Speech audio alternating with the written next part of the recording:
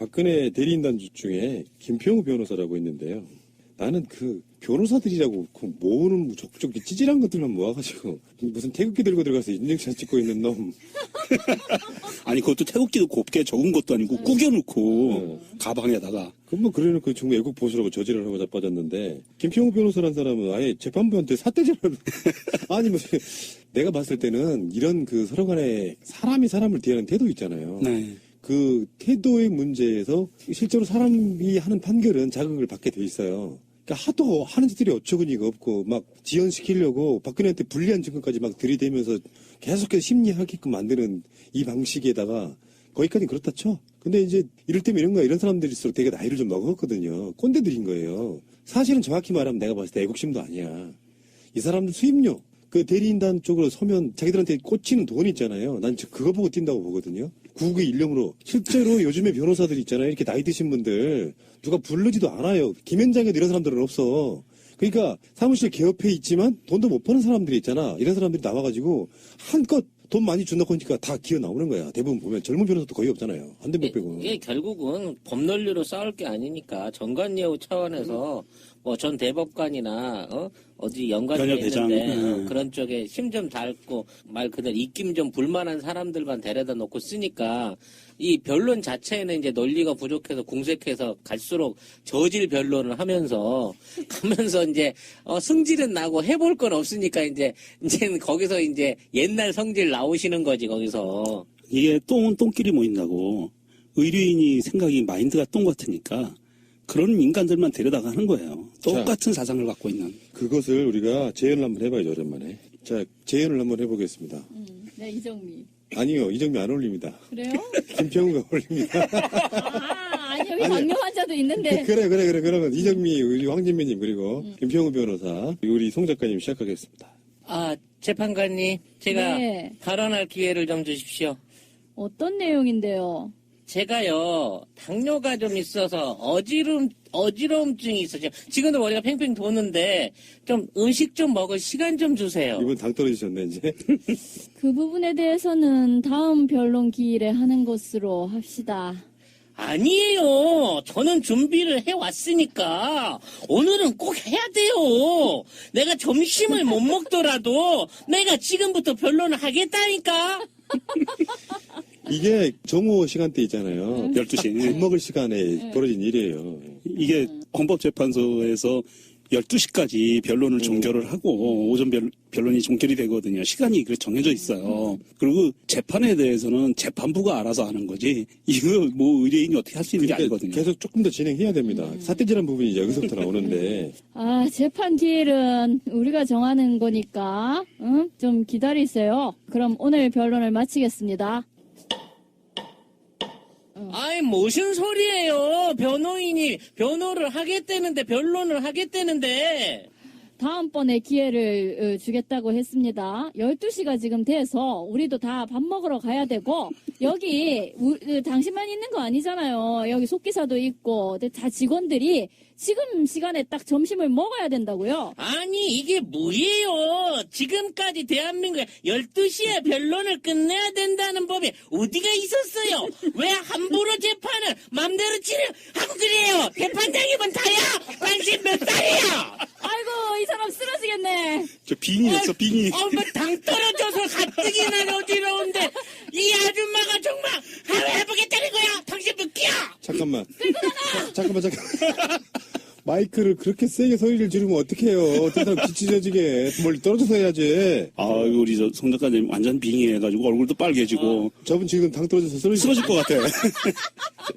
이게 당 떨어졌고 힘들 때는 환자한테는 물 좀 먹여줘야 돼. 이거 억지로 뭐 시키는 거 아니야, 이거. 미치겠다. 현재 헌법재판소의 분위기가 이렇다는 거죠. 아우, 추잡스러워. 정말 그러니까 미치겠네.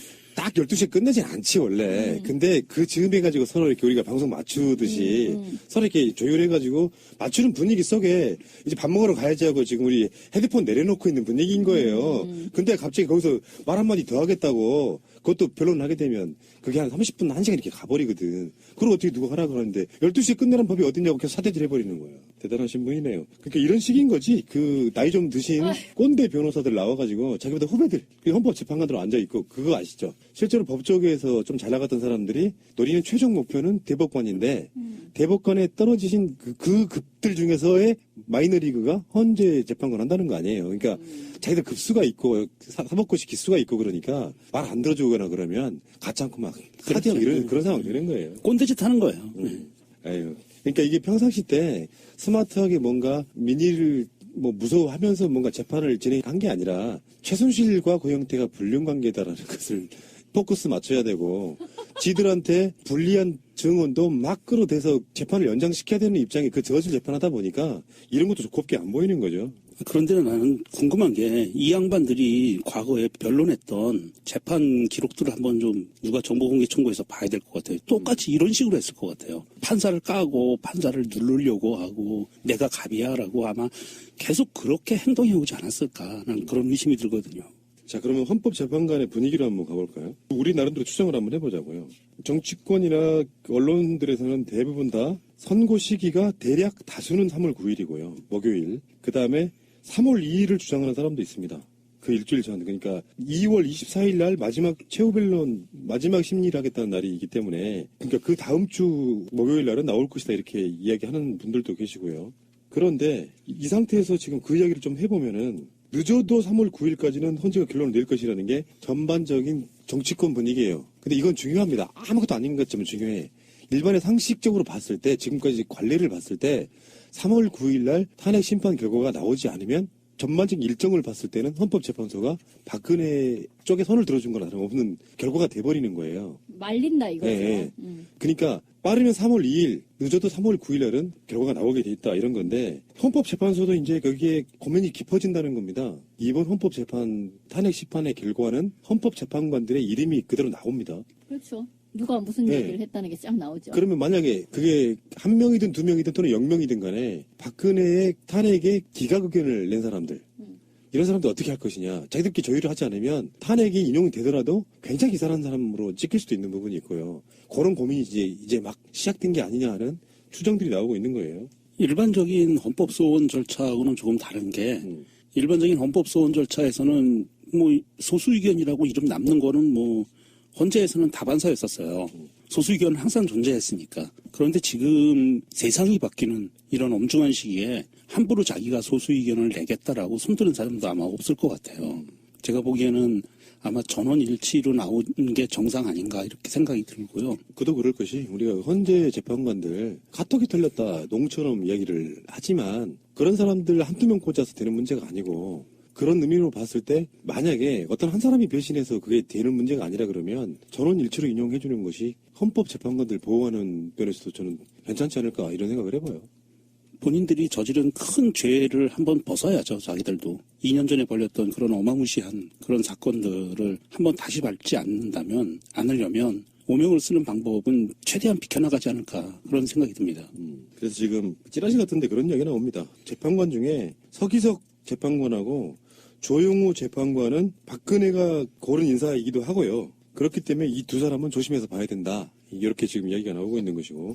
이렇게 실명까지 까서 그냥 공개를 하는 거는 이게 일종의 그 은근한 여론 협박 아니에요? 압박? 아니 보도에도 나오고 있고 찌라시도 나오고 있는 내용인데 박근혜가 추천한 인사가 박근혜 배신할 수 있겠냐는 논리예요. 그래서 그 셈법으로 했을 때 한 명만 더 포섭하면 된다. 그 한 명 포섭이 그 탄핵 기각설의 핵심이잖아요. 하나는 기각을 찬성하지 않더라도 6명을 채우지 못하게 만들어버리는 그런 스킬을 구사하고 있을 것이다 이렇게 이야기를 하는 건데 서기석 조용구 재판관 두 사람도 이걸로 자기 인생의 어떤 마무리를 그렇게 하고 싶지는 않을 것이다. 그러면 헌재 쪽에서 뭐 물론 그 사람들이 모여가지고 자기들끼리 뭐 결과를 맞춘다 이렇게는 못하겠지만 어쩌면 모든 사람들이 다 탄핵 인용에 찬성함으로써 맞을 화살에 그 어떤 분산 효과를 좀 서로가 노려줘야 되는 거 아니냐 이런 얘기를 해보는 거죠. 그러니까 지금 제일 부담스러운 게 서기석 조용호 재판관인 거예요. 두 사람 자체는 박근혜 초전 인사이기 때문에. 아니 근데 사전 원래 조율을 못하게 돼 있다고 하는데 통진당 해상 때는 그 조율한 게 드러나지 않았습니까? 나중에 조사 과정에서. 한 명만 반대 이렇게 됐죠. 근데 지금 있는 상황에서 이 사람들이 이런 류의 조율을 한다고 하면 오히려 더 감히 함부로 이게 합의 내용을 깨고 우리 이번에 이거를 어떻게든 인용을 해야 되는데 당신 반대하고 당신 기각해서 5대2로 마칩시다 라고 약속을 해놓고 이걸 진행한다고 하더라도 감히 이 약속을 깨거나 어떻게 해가지고 예를 들어 내가 반대하기로 했는데 아니 나 반대 안 하고 찬성으로 돌래요 이렇게 가면 갈까? 찬성을 하기로 했는데 거기서 반대표를 함부로 꺼내서 7명, 8명을 한꺼번에 죽이는 그런 짓거리는 이게 일단 자기들이 미래에 있는 짓거리를 떠나서 같은 동료 7명의 판사들을 배신할 수 있는 그런 단독적인 짓거리를 할 사람은 나오지 않을 것 같아요. 그러니까 지들도 합의를 이번에 나름대로 짱구를 굴리다 보면 누가 그런 반대에 대한 책임을 질래 했을 때 한 명도 안 나온다.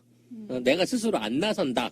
라는 게 오히려 예상할 수 있는 정상적인 게 아닌가 싶은 거지. 근데 성향이나 그 사람의 스타일이나 신문할 때의 어떤 모습이나 태도나 이런 걸 보면 대충 느낌이 오지 않을까? 자기들 간에는. 그런 거 있잖아. 우리는 그 사람들 자체의 얼굴도 잘 모를 정도로 막연하지만 보면은 저 사람은 탄핵 인용하겠다 안 하겠다 성향들이 대부분 다 알잖아요. 황진미 딱 보고 저 사람 누구 지지하겠다 아는 것처럼. 뭐 그런 거 아니야? 근데 그 신문을 열심히 안 했다거나 내가 출신이 뭐라고 해서 내 판단 자체가 이미 상대방한테 읽혔다라고 보기는 더 어려운 점이 있을 것 같아. 나는 열심히 안 한 게 아니라 나는 많이 안 들어봐도 이건 100% 탄핵감이야. 그래서 난 열심히 안 물어보는 거야. 또 이렇게 나갈 수도 있는 거잖아요. 나중에. 안 된다는 가정은 안 하는 상태이기 때문에 어차피 이번 탄핵 결정에는 안전빵으로 7대1이나 8대0으로 갈 가능성이 높아 보인다라는 생각을 하게 돼요. 그러니까 아까도 그 이야기가 나왔지만 외국은 그렇게 많이 한대잖아요. 사회적으로 정말 첨예한 경우에는 전원일치 판정으로 간다는 거지. 근데 전원일치 기각이 나오지는 않을 거 아니에요. 그렇죠. 지금 그 현재 돌아가고 있는 요 근래에 들어가고 있는 헌재 분위기를 보면 재판정에서 돌아가는 분위기를 보면 헌재 심판관들이 굉장히 강경한 노선으로 돌아섰어요. 그 전까지는 좀 유하다가 지금은 증거도 우리 뭐 녹취록 필요 없다. 굳이 제출하지 않아도 된다. 뭐 건강이 안 좋아 김기춘 나오지 마. 뭐 이런 식으로 지금 계속 쳐내고 있거든요. 지지난주에 박근혜 쪽 어그로 때문에 그냥 일주일 까먹었어요. 예. 그것 때문에 열을 받았지죠. 헌재 측에서도 어느 정도 마음의 정리를 한 것 같고요. 최근 박근혜 탄핵 심판 사건에 헌재에서는 결정문 초안 작업이 이미 들어갔다고 하네요. 결정문 초안 작업 중에 일부 사실관계에 대한 부분을 정리하는 작업에 들어갔고요. 이런 사건 같은 경우 미리 조율하지 않고 당일날 탄핵 심판하겠다고 결정한 당일날 헌재가 표결을 하기 전에 2개를 써놓아요. 결정문을 2개를 써. 그러니까 인용 결정문이냐 그 기각 결정문이나 써놓고 투표를 내 찬반 투표를 할 거 아니에요. 찬성, 반대 뭐 이런 식으로. 그래서 그거 중에 하나를 꺼내 들어서 발표하고 이게 되는. 그렇게 할 가능성이 없죠, 사실은. 와, 그렇게 한다면 그건 좀 약간 좀 무성의한 거 아닌가. 아니, 그러니까 다른 중간에 뭔가를 방지하기 위해서요. 그러니까 어떤 표결 결과를 조율하려고 한다거나 더 부담스러울 수 있잖아요. 만약에 내일 탄핵 심판이 결정되는 날인데 그 전날 모여서 하면 그 밤중에 시간 동안에 무슨 일이 벌어질지를 몰라요. 서로 못 믿는 거야. 그러니까 예를 들어서 박근혜 쪽에 누군가가 꽂혀있는 K 모 씨 재판관이 있다고 쳐. 다 알게 돼버렸어, 지금. 상황을. 그러면 그 사람에게 어떤 식으로 밤에 뭐가 들어올지를 모른다니까요. 그래서 탄핵 심판하려고 지금 재판장에 다 시민들 다 들어와 있고 할 때 바로 직전에 탄핵 판결해가지고 결정된 인용 결과대로 읽을 수 있죠. 근데 나는 설마 이걸 그 기각과 인용을 2개를 다 판결문을 쓴다는 상상은 하고 싶지가 않아요.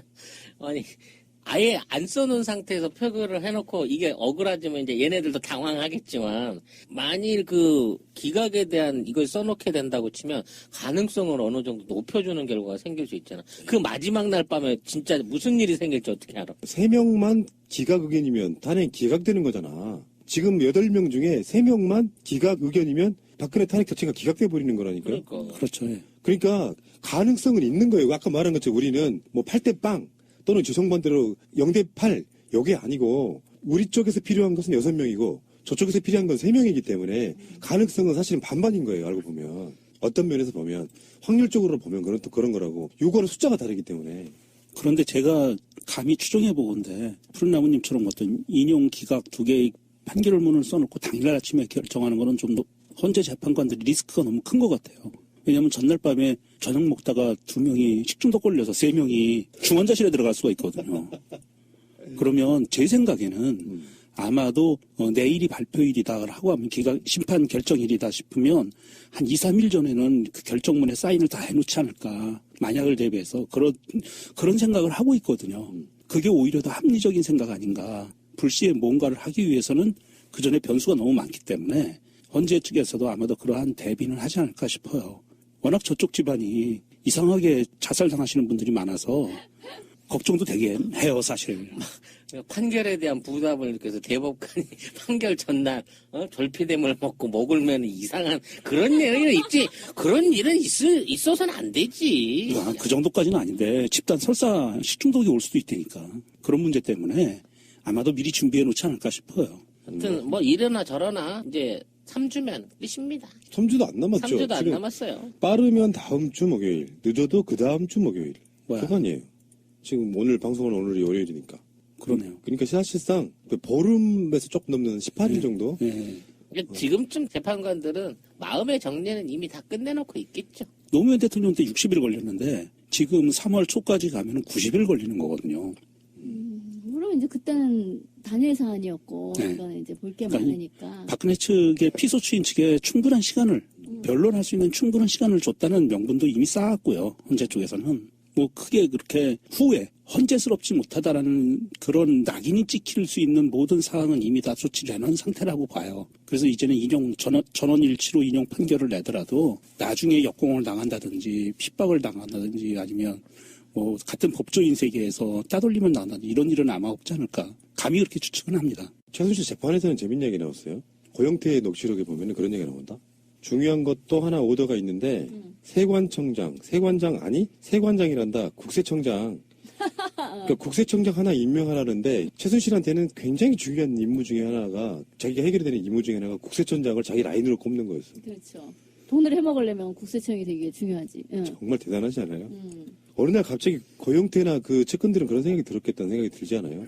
마치 본인들이 어떤 국가의 내각이나 되는 것 같은. 정말 내가 고영태였으면 이게 어떻게 돌아가는 나라가 이 꼴로 돌아가고 있지라고 막 자괴감을 느꼈을 것 같아. 내가 이럴라고 대한민국 국민이 됐나 싶어. 그러니까 보통 동네에서 말이에요. 내가 구청장하고 안다 그러면 사람들이 안 믿어요. 왜 안 믿냐? 그렇게 뻥친 사람들 되게 많거든. 그렇죠. 사자들이 많으니까. 근데 어느 날 식당에서 밥을 먹고 있는데 구청장님 우리 식당으로 좀 와주세요. 근데 진짜로 나타난 거야. 그럼 이 사람이 갖는 후광 효과가 장난 아니게 크거든. 최순실 상대했던 사람 다 그렇다는 거 아니에요. 내가 대통령 연설문을 바꾼다고 직접 보여줘. 홍해가 갈라지는 기적처럼 박근혜가 그 다음날 연설을 할 때 그때 바로 고쳤던 문장이 바로 고쳐지는 걸 보여주는 예리인들 입장에서 얼마나 황당했겠어요. 도대체 이 사람 뭔가 싶은. 수소문 해보고 막 주위에서 알아보니까 박근혜랑 대통령이랑 가장 친한 사람이래. 이렇게 돼버리면 얘네들 인생은 뭐 거의 꽃이 핀 거지 뭐 어떻게 보면. 그러니까 자기 권력을 과시하기 위해서 그따위 짓거리를 하고 그걸 공공연하게 다른 일반 사람들한테 보여줌으로 인해 갖고 니들이 나한테 돈을 갖다 바쳐라고 하는 그런 사익에 사용을 했다는 거 아니야 결국은. 그리고 뭐 여차하면 뭐 죽는 수가 있어. 이런 식의 협박도 되는 거고. 헌재에서는요 3월 초에 선고하겠다라는 의지가 재확인됐고요. 더 이상 안 바뀔 것 같습니다. 그러니까 박근혜 대리인단 쪽에서의 의도대로 계속 끌려가면은 실제로 이정미 재판관 임기 안에는 못하는 상황이라 지금 헌재에서 우리가 이제 둘 중에 하나를 이제 놓고 내기 비슷한 걸 할 수밖에 없는 거예요. 3월 2일이냐 9일이냐. 근데 지금 박근혜가 조금 어그로를 끄는 것 때문에 오히려 헌재에서는 그렇게 어그로를 끌까 봐서라도 3월 2일 원래는 할 수도 있는데 3월 2일까지 염두에 두고 그 날짜랄까 이런 걸 정한 게 아닐까 이런 생각이 들어요. 뒷말이 이렇게 꼭 나오고 싶으면 나와도 되는데 우리가 정한 날짜에 나와. 그게 이제 3월 2일 즈음 그 안쪽이라고 좀 보는 것이고요. 근데 헌재에서 이번에 박근혜 쪽한테 그러면 나오는데 네 입장 발표만 못해. 신문에 응해야 돼. 이렇게. 신문은 하라고 그러니까 그쪽에서 지금 조용해진 상태예요. 예, 오히려 이제 뭐 그동안 직접적으로 다이렉트로 대리인들이 그 언제 출석하겠다는 의사를 박근혜 측으로부터 받은 게 아니라 이제 돌려서 그런 얘기를 들었는데 이제 직접 물어보겠다. 뭐 이렇게 나오고 있어요. 거꾸로. 예. 근데 박근혜가 이제 나와가지고 정말 문답을 하기 시작하면 무슨 소리를 할까? 난 진짜 한번 보고 싶단 말이지. 굉장한 하이라이트가 될 것 같은데. 그러니까 상징구를 한번 보면 재밌을 것 같아요. 무슨 헛소리를 하나. 자, 비서주인 네. 본인이 생각하기에 국정농단에 있어서 국정농단이 최순실 씨와의 관계에서 만들어진 거라고 생각하는데 본인은 지금 처음에 대국민 사과를 할 때는 최순실과 취임 초기에 잠깐 그랬다고 이야기를 했지만 나중에 밝혀진 걸로 보면 최근까지도 그렇게 서로 연락을 주고받은 걸로 나오는데 그것에 대해서 탄핵 심판에 있어서 국정농단이 가장 중요한데 어떻게 생각하십니까? 아, 그거는 제가 어디까지나 국민을 위하고 또 제가 그동안에 여러 가지 일을 하면서 저희가 또 따로 마련해 놓은 것이 또 창조 경제라고 그래서 간단히 좀 하세요.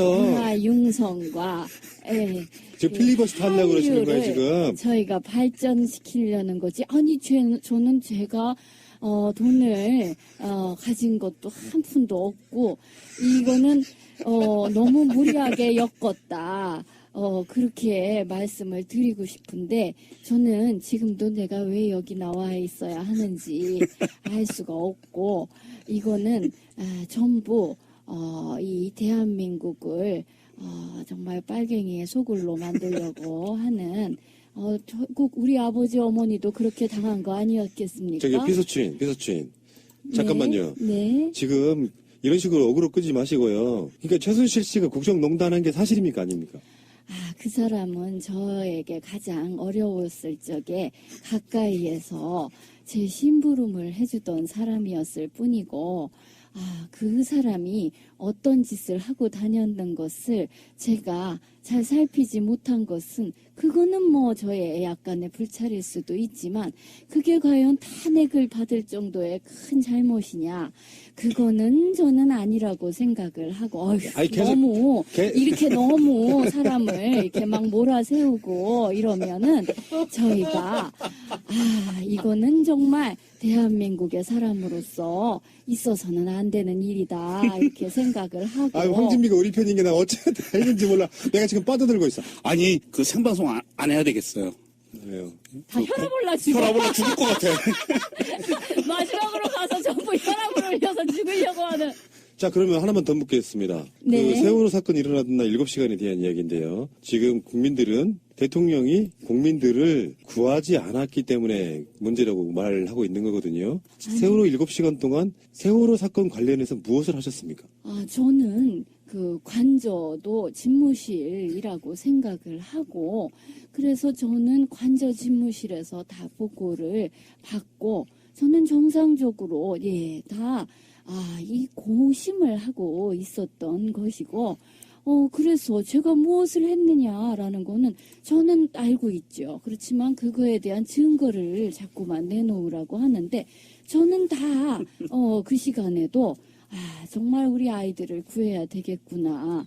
왜 구명조끼를 입었는데 그렇게 찾기가 힘들다는 것은 저는 받아들이지를 못하겠고 그래서 저는 글쎄 머리를 또 제가 그냥 이 국가에 위신이 있는데 그냥 머리로 나갈 수는 없겠다 이렇게 생각을 해서 또 미용사를 부른 것은 다 밝혀지지 않았습니까? 그리고 또 점심을 먹어야 되겠다 라는 생각이 들어서 조리장에게 점심을 갖다 달라고 해서 또 먹었습니다. 밥이 먹근육으로 넘어가세요? 근데 이제 이럴 때일수록 정신을 우주의 길을 모아 정신을 똑바로 차리자라고 생각을 했기 때문에 밥을 반 그릇 정도 먹고 자, 잠깐만요. 네. 결정 내리겠습니다. 탄핵!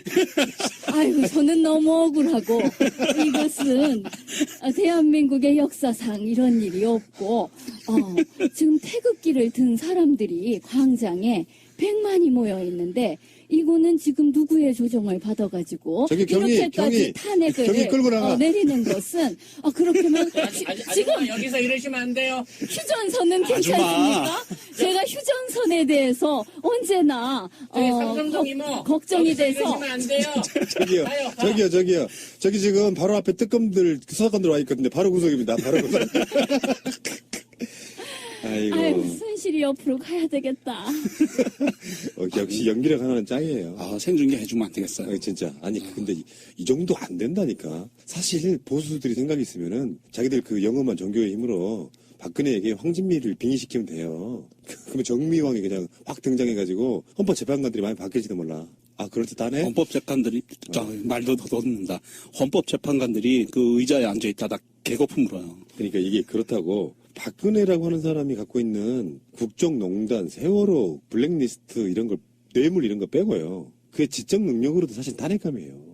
진짜 맞아요. 예. 아, 그거 무능력하잖아, 무능력. 그 사람 자체가 갖고 있는 한계랄까, 표현력, 컨텐츠 이런 것들만 보면, 물론 국민이 뽑았기 때문에 거기에 대통령이라고 하는 권위, 권력이 얹힌 거지만, 사실 그런 사람이 대통령을 어떻게 해요? 적절한 공무수행 능력이 떨어진다고 판단이 되면 탄핵이 가능한 거거든요. 그래서 어떤 분이 한 말이 있어요. 제가 읽어볼 테니까 누가 했을지 이따가 맞춰보세요. 재현 국회 속기록을 보면 대통령의 실정법 위반뿐 아니라 지휘 감독 관계에 있는 공직자에 대한 지휘 감독을 소홀히 한 것과 국정을 불성실하게 수행하는 경우 모든 헌법 위반으로 탄핵 사유가 된다라고 설명한다. 탄핵 사유는 기소가 가능한 형사적 범죄일 필요는 없고 헌법이 부여한 의무를 다하지 않은 경우 부패 행위를 한 경우 공중의 신뢰를 깨뜨리는 경우도 탄핵 사유가 된다.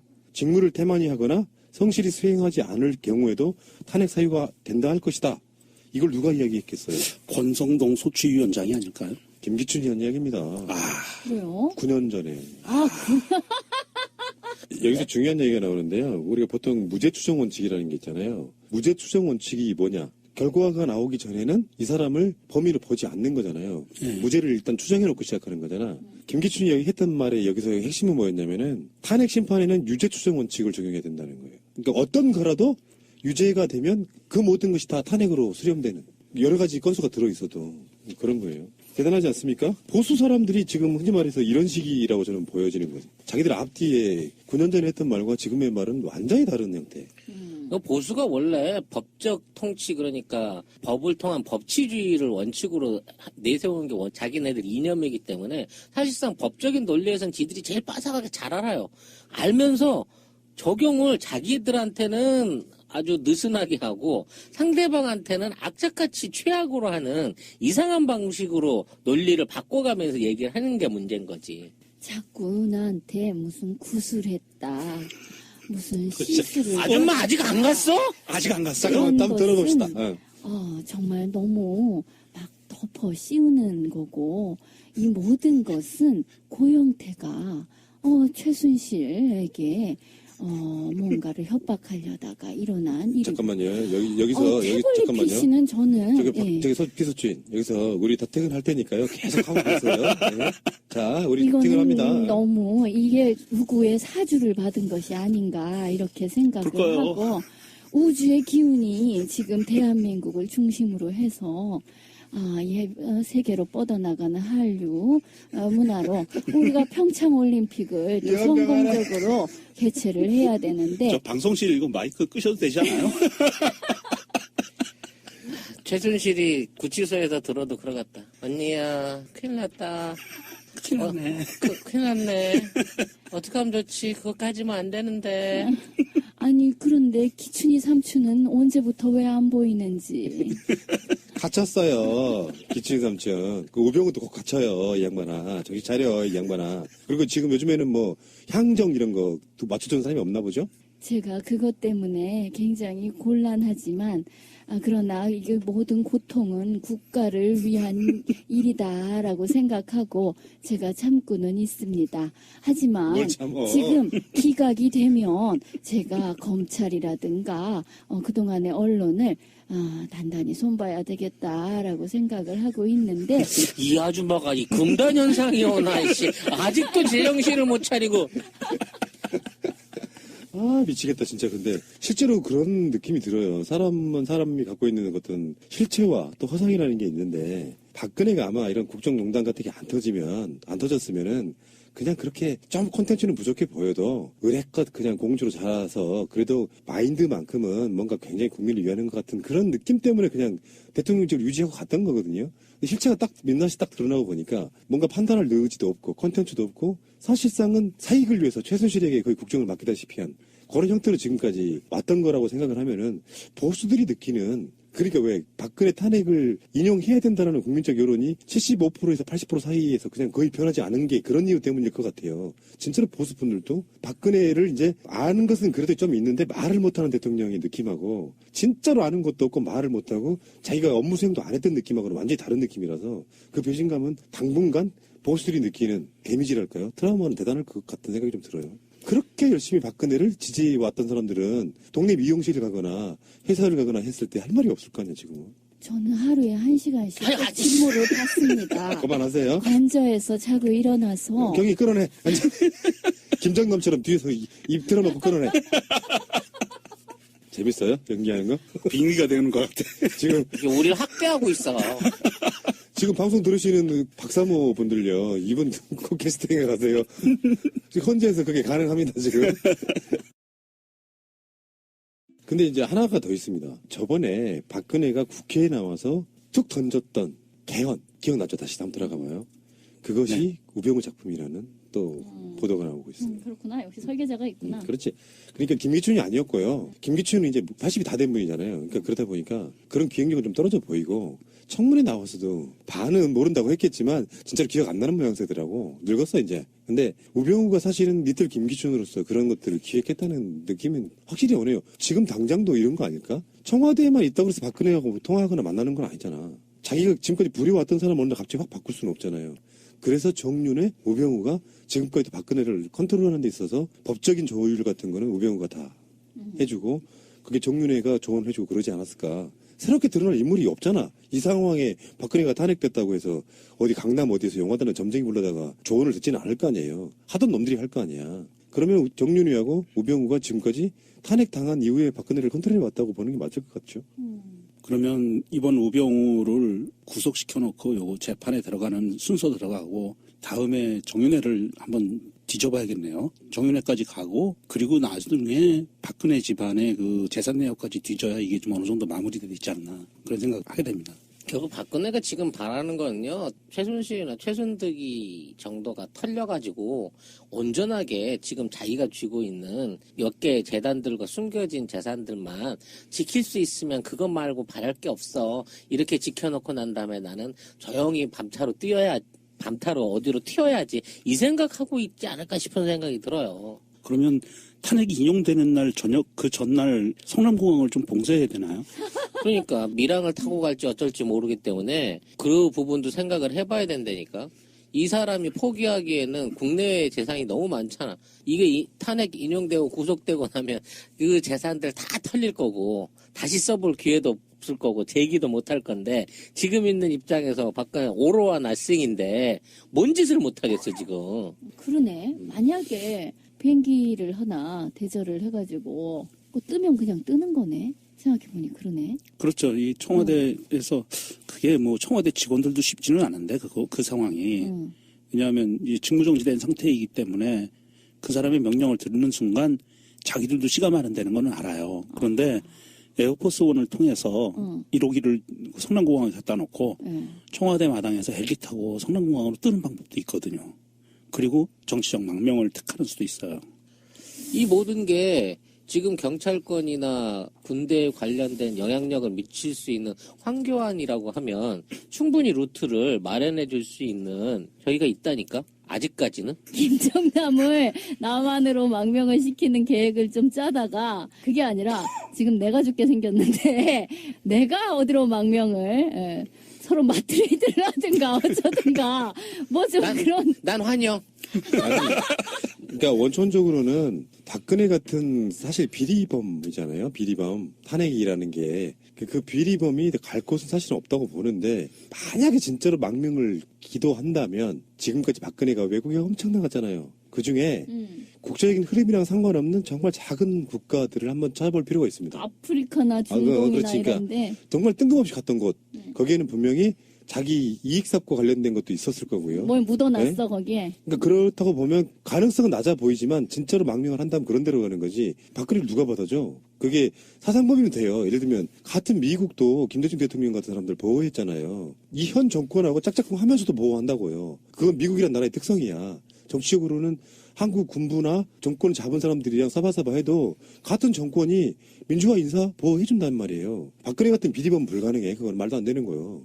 미국만 그러는 게 아니고. 그러니까는 범인 인도 조약이 통하지 않는 어떤 그 외진 국가로 튀어가지고 거기서 이제 버티는 수밖에 없는 거지 박근혜 입장에서는. 아니, 김정은은 받아줘요. 뭐 간다 그러면. 김정은은 어.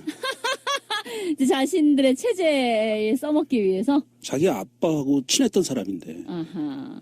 받아줘야지. 아, 그 편지도 주고받고 했었으니까. 그렇죠. 같이 사진도 찍고. 우리 이제 그 시골 말로 하면은 학렬로 보면은 고모벌 내는 거예요. 그렇죠. 공업도 되는 거.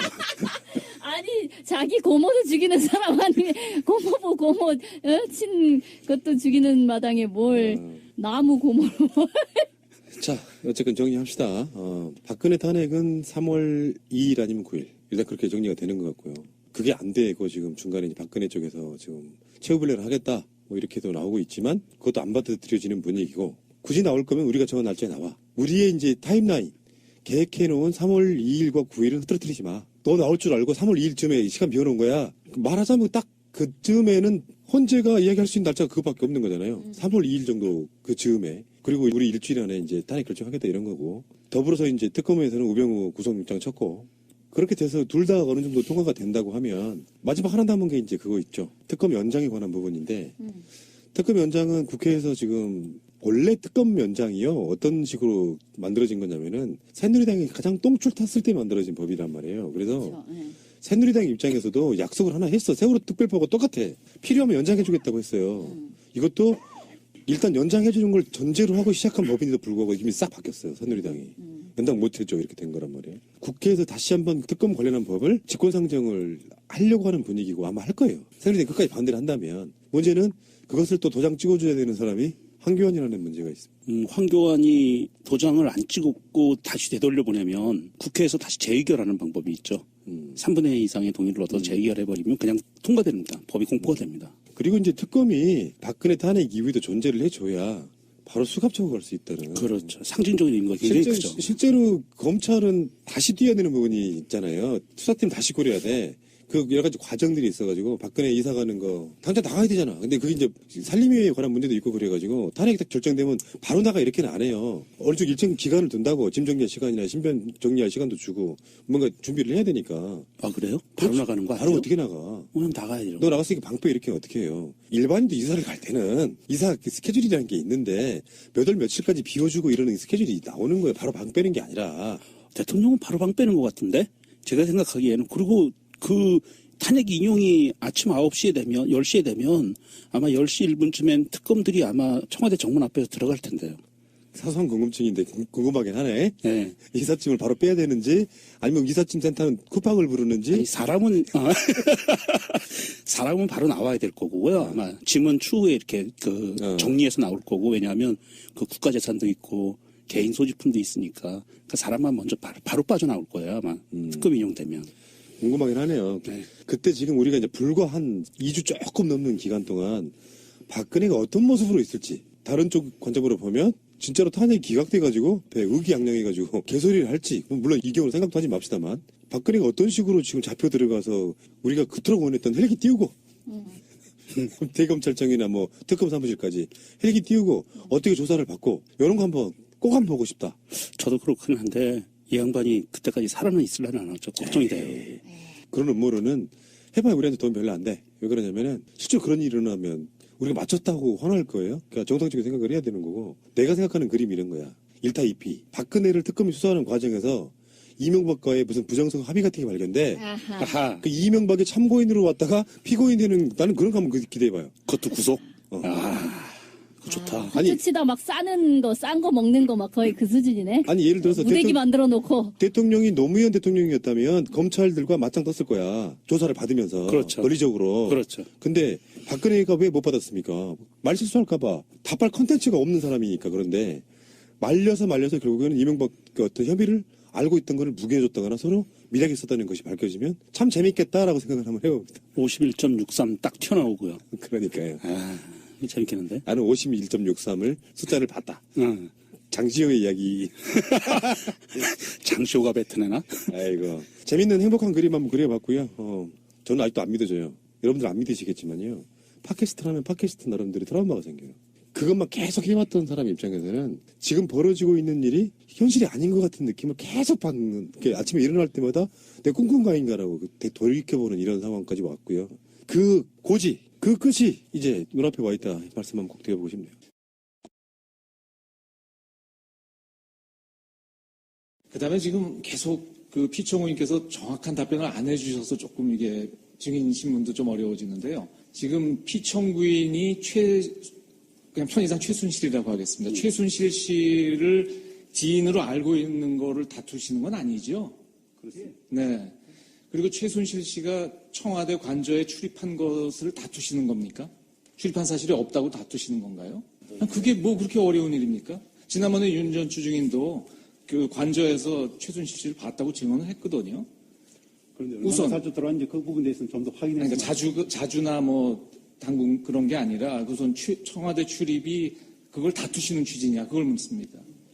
전혀 방문한 사실이 없단 그런 주장하는 것은 아닙니다. 그건 아니고. 예. 얼마나 자주 그리고 들어왔는지 여부에 대해서는 좀 더 확인. 그분이 청와대 출입하는 게 국가 기밀입니까? 아니겠죠?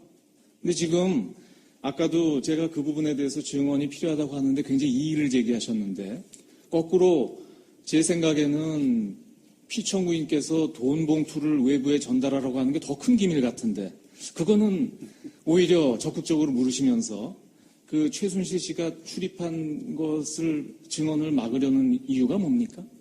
증언 하려고 하는 건 아니에요. 그건 아닙니까? 예, 그건 아니고. 예, 알겠습니다. 저는 그게 예. 증언을 하면 안 되는 건가 해서 그래서 예, 제가 여쭤봤습니다. 말씀드린 것은 대통령 경호실법에 그 국가안전보장 뭐 다른 특별한 사유 정언을 거부할 수 있는 예외 사유를 규정해 두지 않았다는 취지의 말씀드리는 겁니다.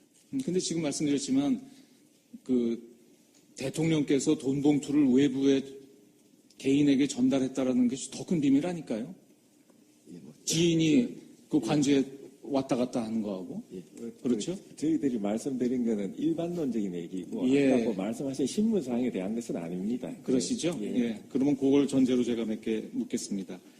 아까 계속 저 증언을 거부하시고 아마 그 법률이 걱정되셔서 그러시는 것 같은데 그 지금 그 피청구인 대리인들께서도 그러시고 우리 재판부에서 보기에도 그 부분은 국가기밀이 아니기 때문에 뭐 증언을 거부하실 사유는 안 됩니다. 그 최순실 씨가 그 관저에 대략 어느 정도 출입을 한 겁니까? 연 1회입니까? 월 1회입니까? 아니면 그거보다 작습니까? 그 연 1회는 넘겠죠. 출입과 관련해서 네. 그 재판장님 제가 그거를 어쨌든 대통령을 모시는 경관으로서 제가 비밀 누설에 대한 근데 제가 의문하는 반환 조항을, 게 네, 무슨 말씀인지 대통령께서 제가 알고 돈을 외부에 줬다? 그게 더 큰 비밀 같거든요. 근데 그 말은 편하게 하시면서 왜 그게 문제가 되죠? 왜 최순실 씨가 그 청와대 들어온 게 왜 그렇게 큰 비밀이 되죠? 그걸 잘 모르겠네요. 그건 최순실 씨만 해당되는 것이 아니라 그 네. 다른 뭐 사항에 대해서도 제가 동일하게 그렇게 말씀을 드리고 있습니다. 그래서 그 출입에 그러니까 왜 관련 출입은 비밀이고 네. 왜 돈 봉투가 전달되는 건 비밀이 아니죠? 그걸 정확히 제가 판단을 못 하겠습니다. 그러니까 그 판단 기준이 뭐야? 증인이 지금 판단했잖아요. 돈 봉투를 주는 거는 기밀이 아니라고 그래서 증언을 하셨고 최순실 씨나 뭐 하여튼 그 밖에 다른 사람의 출입은 기밀이다. 근데 그 기밀의 구분은 기준이 뭡니까? 박근혜를 감옥으로! 박근혜를 감옥으로!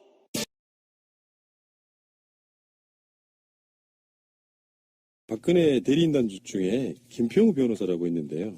나는 그 변호사들이라고 그 모으는 적극 찌질한 것들만 모아가지고 무슨 태극기 들고 들어가서 인증샷 찍고 있는 놈. 아니 그것도 태극기도 곱게 적은 것도 아니고 구겨놓고 가방에다가 그건 뭐 그래놓고 정말 애국 보수라고 저지를 하고 자빠졌는데 김평우 변호사라는 사람은 아예 재판부한테 사태질을 아니 무슨 내가 봤을 때는 이런 그 서로 간에 사람이 사람을 대하는 태도 있잖아요. 네. 그 태도의 문제에서 실제로 사람이 하는 판결은 자극을 받게 돼 있어요. 그러니까 하도 하는 짓들이 어처구니가 없고 막 지연시키려고 박근혜한테 불리한 증거까지 막 들이대면서 계속해서 심리하게끔 만드는 이 방식에다가 거기까지는 그렇다 쳐. 근데 이제 이럴 때면 이런 사람들일수록 되게 나이를 좀 먹었거든요. 꼰대들인 거예요. 사실은 정확히 말하면 내가 봤을 때 애국심도 아니야. 이 사람들 수입료. 그 대리인단 쪽으로 서면 자기들한테 꽂히는 돈 있잖아요. 난 그거 보고 뛴다고 보거든요. 구국의 일념으로 실제로 요즘에 변호사들 있잖아요. 이렇게 나이 드신 분들 누가 부르지도 않아요. 김현장에도 이런 사람들은 없어. 그러니까 사무실 개업해 있지만 돈도 못 버는 사람들이 있잖아. 이런 사람들이 나와가지고 한껏 돈 많이 준다고 하니까 다 기어 나오는 거야. 대부분 보면 젊은 변호사도 거의 없잖아요. 한 대몇 빼고. 이게 결국은 법 논리로 싸울 게 아니니까 정관예우 차원에서 뭐 전 대법관이나 어디 연관돼 변협대장. 있는데 그런 쪽에 힘 좀 닳고 말 그대로 입김 좀 불만한 사람들만 데려다 놓고 쓰니까 이 변론 자체에는 이제 논리가 부족해서 궁색해서 갈수록 저질 변론을 하면서 이제 승질은 나고 해볼 건 없으니까 이제는 거기서 이제 옛날 성질 나오시는 거지 거기서. 이게 똥은 똥끼리 모인다고 의뢰인이 생각이 마인드가 똥 같으니까 그런 인간들만 데려다가 하는 거예요. 똑같은 사상을 갖고 있는. 그것을 우리가 재연을 한번 해봐야죠, 오랜만에. 자, 재연을 한번 해보겠습니다. 네, 이정미. 아니요, 이정미 안 어울립니다. 그래요? 김평우가 어울립니다. 아니, 여기 당뇨 환자도 있는데. 그래. 그러면 이정미, 우리 황진미님, 그리고 김평우 변호사, 우리 송 작가님 시작하겠습니다. 아, 재판관님, 제가 네. 발언할 기회를 좀 주십시오. 어떤 내용인데요? 제가요, 당뇨가 좀 있어서 어지러움증이 있어요. 지금도 머리가 팽팽 도는데, 좀 음식 좀 먹을 시간 좀 주세요. 이분 당 떨어지셨네, 이제. 그 부분에 대해서는 다음 변론 기일에 하는 것으로 합시다. 아니에요. 저는 준비를 해왔으니까, 오늘은 꼭 해야 돼요. 내가 점심을 못 먹더라도, 내가 지금부터 변론을 하겠다니까? 이게 정오 시간대 있잖아요. 12시. 밥 먹을 시간에 벌어진 일이에요. 이게 헌법재판소에서 12시까지 변론을 종결을 하고 오전 변론이 종결이 되거든요. 시간이 정해져 있어요. 그리고 재판에 대해서는 재판부가 알아서 하는 거지. 이거 뭐 의뢰인이 어떻게 할 수 있는 게 아니거든요. 계속 조금 더 진행해야 됩니다. 사태질한 부분이 이제 여기서부터 나오는데. 아, 재판 기일은 우리가 정하는 거니까, 좀 기다리세요. 그럼 오늘 변론을 마치겠습니다. 아이, 무슨 소리예요. 변호인이 변호를 하겠다는데, 변론을 하겠다는데. 다음번에 기회를 주겠다고. 네. 그러니까 빠르면 3월 2일, 늦어도 3월 9일 날은 결과가 나오게 돼 있다 이런 건데 헌법재판소도 이제 거기에 고민이 깊어진다는 겁니다. 이번 헌법재판 탄핵 심판의 결과는 헌법재판관들의 이름이 그대로 나옵니다. 그렇죠. 누가 무슨 네. 얘기를 했다는 게 쫙 나오죠. 그러면 만약에 그게 한 명이든 두 명이든 또는 0명이든 간에 박근혜의 탄핵에 기각 의견을 낸 사람들 이런 사람들 어떻게 할 것이냐. 자기들끼리 조율을 하지 않으면 탄핵이 인용이 되더라도 굉장히 이상한 사람으로 찍힐 수도 있는 부분이 있고요. 그런 고민이 이제 막 시작된 게 아니냐 하는 추정들이 나오고 있는 거예요. 일반적인 헌법소원 절차하고는 조금 다른 게 일반적인 헌법소원 절차에서는 뭐 소수 의견이라고 이름 남는 거는 뭐 헌재에서는 다반사였었어요. 소수 의견은 항상 존재했으니까. 그런데 지금 세상이 바뀌는 이런 엄중한 시기에 함부로 자기가 소수 의견을 내겠다라고 손드는 사람도 아마 없을 것 같아요. 제가 보기에는 아마 전원일치로 나온 게 정상 아닌가 이렇게 생각이 들고요. 그도 그럴 것이 우리가 헌재 재판관들 카톡이 틀렸다 농처럼 이야기를 하지만 그런 사람들 한두 명 꽂아서 되는 문제가 아니고 그런 의미로 봤을 때 만약에 어떤 한 사람이 배신해서 그게 되는 문제가 아니라 그러면 전원일치로 인용해 주는 것이 헌법재판관들 보호하는 면에서도 저는 괜찮지 않을까 이런 생각을 해봐요. 본인들이 저지른 큰 죄를 한번 벗어야죠. 자기들도. 2년 전에 벌였던 그런 어마무시한 그런 사건들을 한번 다시 밟지 않으려면 오명을 쓰는 방법은 최대한 비켜나가지 않을까 그런 생각이 듭니다. 그래서 지금 찌라시 같은데 그런 이야기 나옵니다. 재판관 중에 서기석 재판관하고 조용호 재판관은 박근혜가 고른 인사이기도 하고요. 그렇기 때문에 이 두 사람은 조심해서 봐야 된다. 이렇게 지금 이야기가 나오고 있는 것이고. 이렇게 실명까지 까서 그냥 공개를 하는 거는 이게 일종의 그 은근한 여론의 협박 아니에요? 압박? 아니 보도에도 나오고 있고 찌라시도 나오고 있는 내용인데 박근혜가 추천한 인사가 박근혜 배신할 수 있겠냐는 논리예요. 그래서 그 셈법으로 했을 때 한 명만 더 포섭하면 된다. 그 한 명 포섭이 그 탄핵 기각설의 핵심이잖아요. 하나는 기각을 찬성하지 않더라도 6명을 채우지 못하게 만들어버리는 그런 스킬을 구사하고 있을 것이다 이렇게 이야기를 하는 건데 서기석 조용구 재판관 두 사람도 이걸로 자기 인생의 어떤 마무리를 그렇게 하고 싶지는 않을 것이다. 그러면 헌재 쪽에서 뭐 물론 그 사람들이 모여가지고 자기들끼리 뭐 결과를 맞춘다 이렇게는 못하겠지만 어쩌면 모든 사람들이 다 탄핵 인용에 찬성함으로써 맞을 화살에 그 어떤 분산 효과를 좀 서로가 노려줘야 되는 거 아니냐 이런 얘기를 해보는 거죠.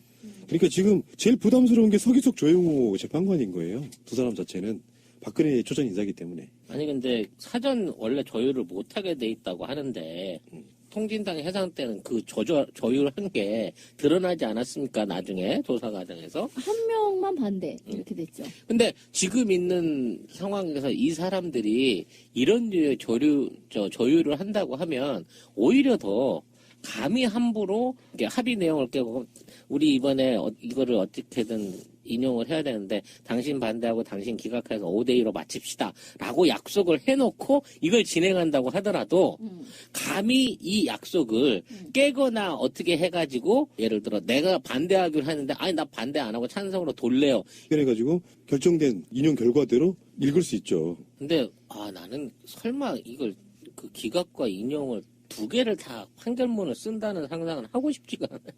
아니 아예 안 써놓은 상태에서 표결을 해놓고 이게 억울하지만 이제 얘네들도 당황하겠지만 만일 그 기각에 대한 이걸 써놓게 된다고 치면 가능성을 어느 정도 높여주는 결과가 생길 수 있잖아. 그 마지막 날 밤에 진짜 무슨 일이 생길지 어떻게 알아? 3명만 기각 의견이면 탄핵 기각되는 거잖아. 지금 8명 중에 3명만 기각 의견이면 박근혜 탄핵 자체가 기각돼 버리는 거라니까요. 그렇죠. 예. 그러니까 가능성은 있는 거예요. 아까 말한 것처럼 우리는 뭐 8대 빵 또는 주성반대로 0대 8 이게 아니고 우리 쪽에서 필요한 것은 6명이고 저쪽에서 필요한 건 3명이기 때문에 가능성은 사실은 반반인 거예요. 알고 보면. 어떤 면에서 보면 확률적으로 보면 그건 또 그런 거라고. 요거는 숫자가 다르기 때문에. 그런데 제가 감히 추정해 보건데 푸른 나무님처럼 어떤 인용 기각 두 개의 판결문을 써놓고 당일날 아침에 결정하는 거는 좀 헌재 재판관들이 리스크가 너무 큰 것 같아요. 왜냐하면 전날 밤에 저녁 먹다가 2명이 식중독 걸려서 3명이 중환자실에 들어갈 수가 있거든요.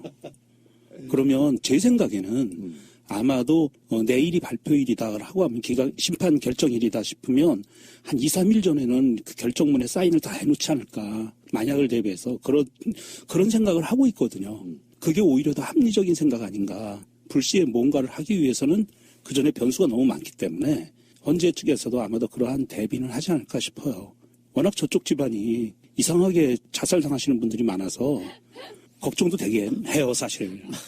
판결에 대한 부담을 느껴서 대법관이 판결 전날 절피뎀을 먹고 먹으면 이상한 그런 일은 있지. 그런 일은 있어서는 안 되지. 그 정도까지는 아닌데 집단 설사 식중독이 올 수도 있다니까.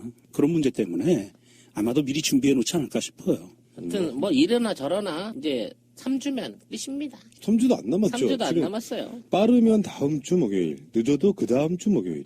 뭐야? 그간이에요. 지금 오늘 방송은 오늘이 월요일이니까. 그러네요. 그러니까 사실상 보름에서 조금 넘는 18일 정도. 네. 지금쯤 재판관들은 마음의 정리는 이미 다 끝내놓고 있겠죠. 노무현 대통령 때 60일 걸렸는데 지금 3월 초까지 가면 90일 걸리는 거거든요. 물론 이제 그때는 단일 사안이었고 네. 이거는 이제 볼 게 그러니까 많으니까. 박근혜 측의 피소추인 측에 충분한 시간을 변론할 수 있는 충분한 시간을 줬다는 명분도 이미 쌓았고요. 헌재 쪽에서는 뭐 크게 그렇게 후에 헌재스럽지 못하다라는 그런 낙인이 찍힐 수 있는 모든 사항은 이미 다 조치를 해놓은 상태라고 봐요. 그래서 이제는 전원일치로 인용 판결을 내더라도 나중에 역공을 당한다든지 핍박을 당한다든지 아니면 뭐 같은 법조인 세계에서 따돌림을 당한다든지 이런 일은 아마 없지 않을까. 감히 그렇게 추측은 합니다. 최순실 재판에서는 재밌는 얘기 나왔어요. 고영태의 녹취록에 보면 그런 얘기가 나온다. 중요한 것도 하나 오더가 있는데 세관청장, 세관장이란다. 국세청장. 그러니까 국세청장 하나 임명하라는데 최순실한테는 굉장히 중요한 임무 중에 하나가 자기가 해결이 되는 임무 중에 하나가 국세청장을 자기 라인으로 꼽는 거였어. 그렇죠. 돈을 해먹으려면 국세청이 되게 중요하지. 라고 했습니다. 12시가 지금 돼서 우리도 다 밥 먹으러 가야 되고 여기 당신만 있는 거 아니잖아요. 여기 속기사도 있고 다 직원들이 지금 시간에 딱 점심을 먹어야 된다고요. 아니 이게 뭐예요. 지금까지 대한민국에 12시에 변론을 끝내야 된다는 법이 어디가 있었어요. 왜 함부로 재판을 맘대로 하고 그래요. 재판장이면 다야. 당신 몇 살이야. 아이고 이 사람 쓰러지겠네. 저 빙의했어, 빙의. 당 떨어져서 가뜩이나 어지러운데 이 아줌마가 정말 해보겠다는 거야. 당신 몇 끼야. 잠깐만. 잠깐만. 마이크를 그렇게 세게 소리를 지르면 어떡해요. 어떤 사람 지치져지게 멀리 떨어져서 해야지. 아, 우리 송 작가님 완전 빙의해가지고 얼굴도 빨개지고 저분 지금 당 떨어져서 쓰러질 것 같아. 이게 당 떨어졌고 힘들 때는 환자한테는 물 좀 먹여줘야 돼. 이거 억지로 뭐 시키는 거 아니야, 이거. 미치겠다. 현재 헌법재판소의 분위기가 이렇다는 거죠. 아우, 추잡스러워. 정말 그러니까 미치겠네. 딱 12시에 끝내진 않지 원래. 근데 그 즈음해가지고 서로 이렇게 우리가 방송 맞추듯이 서로 이렇게 조율해가지고 맞추는 분위기 속에 이제 밥 먹으러 가야지 하고 지금 우리 헤드폰 내려놓고 있는 분위기인 거예요. 근데 갑자기 거기서 말 한마디 더 하겠다고 그것도 변론하게 되면 그게 한 30분, 1시간 이렇게 가버리거든. 그걸 어떻게 누가 하라 그러는데 12시에 끝내는 법이 어딨냐고 계속 사대질 해버리는 거예요. 대단하신 분이네요. 그러니까 이런 식인 거지. 그 나이 좀 드신 꼰대 변호사들 나와가지고 자기보다 후배들, 헌법재판관들 앉아있고 그거 아시죠? 실제로 법조계에서 좀 잘 나갔던 사람들이 노리는 최종 목표는 대법관인데 대법관에 떨어지신 그 급들 중에서의 마이너리그가 헌재 재판관 한다는 거 아니에요. 그러니까 자기들 급수가 있고 사법고시 기수가 있고 그러니까 말 안 들어주거나 그러면 가지 않고 막 카드하고 이런 그런 상황 되는 거예요. 꼰대짓 하는 거예요. 아유. 그러니까 이게 평상시 때 스마트하게 뭔가 민의를 뭐 무서워하면서 뭔가 재판을 진행한 게 아니라 최순실과 고영태가 불륜관계다라는 것을 포커스 맞춰야 되고 지들한테 불리한 증언도 막 끌어대서 재판을 연장시켜야 되는 입장에 그 저질 재판하다 보니까 이런 것도 곱게 안 보이는 거죠. 그런데 나는 궁금한 게 이 양반들이 과거에 변론했던 재판 기록들을 한번 좀 누가 정보공개 청구해서 봐야 될 것 같아요. 똑같이 이런 식으로 했을 것 같아요. 판사를 까고 판사를 누르려고 하고 내가 갑이야라고 아마 계속 그렇게 행동해오지 않았을까 하는 그런 의심이 들거든요. 자, 그러면 헌법재판관의 분위기로 한번 가볼까요? 우리 나름대로 추정을 한번 해보자고요. 정치권이나 언론들에서는 대부분 다 선고 시기가 대략 다수는 3월 9일이고요. 목요일. 그 다음에 3월 2일을 주장하는 사람도 있습니다. 그 일주일 전. 그러니까 2월 24일 날 마지막 최후 변론, 마지막 심리를 하겠다는 날이기 때문에 그러니까 그 다음 주 목요일 날은 나올 것이다 이렇게 이야기하는 분들도 계시고요. 그런데 이 상태에서 지금 그 이야기를 좀 해보면은 늦어도 3월 9일까지는 헌재가 결론을 낼 것이라는 게 전반적인 정치권 분위기예요. 근데 이건 중요합니다. 아무것도 아닌 것처럼 중요해. 일반의 상식적으로 봤을 때 지금까지 관례를 봤을 때 3월 9일 날 탄핵 심판 결과가 나오지 않으면 전반적인 일정을 봤을 때는 헌법재판소가 박근혜 쪽에 손을 들어준 거나 다름없는 결과가 돼버리는 거예요. 말린다 이거. 이렇게 가면 갈까? 찬성을 하기로 했는데 거기서 반대표를 함부로 꺼내서 7명, 8명을 한꺼번에 죽이는 그런 짓거리는 이게 일단 자기들이 미래에 있는 짓거리를 떠나서 같은 동료 7명의 판사들을 배신할 수 있는 그런 단독적인 짓거리를 할 사람은 나오지 않을 것 같아요. 그러니까 지들도 합의를 이번에 나름대로 짱구를 굴리다 보면 누가 그런 반대에 대한 책임을 질래 했을 때 한 명도 안 나온다. 내가 스스로 안 나선다. 라는 게 오히려 예상할 수 있는 정상적인 게 아닌가 싶은 거지. 근데 성향이나 그 사람의 스타일이나 신문할 때의 어떤 모습이나 태도나 이런 걸 보면 대충 느낌이 오지 않을까? 자기들 간에는. 그런 거 있잖아. 우리는 그 사람들 자체의 얼굴도 잘 모를 정도로 막연하지만 보면은 저 사람은 탄핵 인용하겠다 안 하겠다 성향들이 대부분 다 알잖아요. 황진미 딱 보고 저 사람 누구 지지하겠다 아는 것처럼. 뭐 그런 거 아니야? 근데 그 신문을 열심히 안 했다거나 내가 출신이 뭐라고 해서 내 판단 자체가 이미 상대방한테 읽혔다라고 보기에는 더 어려운 점이 있을 것 같아. 나는 열심히 안 한 게 아니라 나는 많이 안 들어봐도 이건 100% 탄핵감이야. 그래서 난 열심히 안 물어보는 거야. 또 이렇게 나갈 수도 있는 거잖아요. 나중에. 안 된다는 가정은 안 하는 상태이기 때문에 어차피 이번 탄핵 결정에는 안전빵으로 7대1이나 8대0으로 갈 가능성이 높아 보인다라는 생각을 하게 돼요. 그러니까 아까도 그 이야기가 나왔지만 외국은 그렇게 많이 한대잖아요. 사회적으로 정말 첨예한 경우에는 전원일치 판정으로 간다는 거지. 전원일치 기각이 나오지는 않을 거 아니에요. 그렇죠. 지금 그 현재 돌아가고 있는 요 근래에 들어가고 있는 헌재 분위기를 보면 재판정에서 돌아가는 분위기를 보면 헌재 심판관들이 굉장히 강경한 노선으로 돌아섰어요. 그 전까지는 좀 유하다가 지금은 증거도 우리 뭐 녹취록 필요 없다. 굳이 제출하지 않아도 된다. 뭐 건강이 안 좋아 김기춘 나오지 마. 뭐 이런 식으로 지금 계속 쳐내고 있거든요. 지지난주에 박근혜 쪽 어그로 때문에 그냥 일주일 까먹었어요. 예. 그것 때문에 열을 받았지 좀. 헌재 측에서도 어느 정도 마음의 정리를 한 것 같고요. 최근 박근혜 탄핵 심판 사건에 헌재에서는 결정문 초안 작업이 이미 들어갔다고 하네요. 결정문 초안 작업 중에 일부 사실관계에 대한 부분을 정리하는 작업에 들어갔고요. 이런 사건 같은 경우 미리 조율하지 않고 당일날 탄핵 심판하겠다고 결정한 당일날 헌재가 표결을 하기 전에 2개를 써놔요. 결정문을 2개를 써. 그러니까 인용 결정문이냐 그 기각 결정문이라 써놓고 투표를 해요. 찬반 투표를 할 거 아니에요. 찬성, 반대 뭐 이런 식으로. 그래서 그것 중에 하나를 꺼내 들어서 발표하고 이게 되는. 그렇게 할 가능성이 없죠, 사실은. 와, 그렇게 한다면 그건 좀 약간 좀 무성의한 거 아닌가. 아니, 그러니까 다른 중간에 뭔가를 방지하기 위해서요. 그러니까 어떤 표결 결과를 조율하려고 한다거나 더 부담스러울 수 있잖아요. 만약에 내일 탄핵 심판이 결정되는 날인데 그 전날 모여서 하면 그 밤중에 시간 동안에 무슨 일이 벌어질지를 몰라요. 서로 못 믿는 거야. 그러니까 예를 들어서 박근혜 쪽에 누군가가 꽂혀있는 K 모 씨 재판관이 있다고 쳐. 다 알게 돼버렸어, 지금. 상황을. 그러면 그 사람에게 어떤 식으로 밤에 뭐가 들어올지를 모른다니까요. 그래서 탄핵 심판을 하려고 지금 재판장에 다 시민들 다 들어와 있고 할 때 바로 직전에 탄핵